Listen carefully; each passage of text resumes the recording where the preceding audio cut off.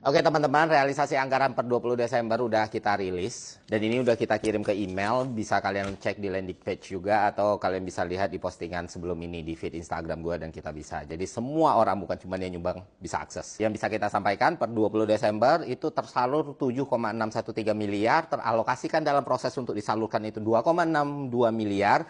Dan masih tersedia 482 juta. Yang nantinya akan terus kita jadikan bantuan dalam bentuk apapun sesuai dengan kondisi dan situasi yang terjadi di lapangan. Dan untuk summary-nya ada 32 daerah di Aceh, Sumut, dan Sumbar, yang mana kita bekerja sama dengan 22 mitra NGO lokal dan warga setempat, diantaranya meliputi 106 ton beras. 51 tonnya udah tersalurkan per 20 Desember, terus ada 55 ton lagi yang masih dalam proses penyaluran. Kita juga udah menyalurkan 69.000 liter air bersih, dan ada 14.100 makanan siap santap, 36 Starlink, 9 genset dan solar panel, serta 3 unit eskavator dan alat berat pendukung. Selain itu ada bantuan lain seperti selimut, kasur, pembalut, kebutuhan kebersihan, MCK, tenda, lampu penerangan, obat-obatan, makanan hewan, dan sebagainya. Dan ini akan terus bertambah sesuai dengan kondisi dan ketersediaan yang ada, teman-teman. Selanjutnya, gue banyak sekali dapat pertanyaan kenapa dengan dana 10 miliar hasilnya bisa sangat banyak, Bang. Secara garis besar ada 3 faktor, teman-teman, dan mungkin ini bisa jadi pembelajaran juga untuk kita semua ya. Yang pertama,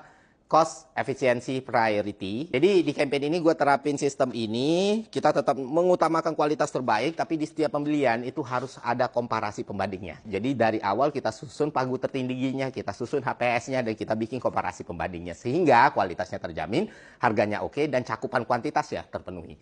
Kedua, kita menjalin kerjasama dan dibantu oleh banyak pihak, teman-teman. Baik sektor private ataupun publik ya.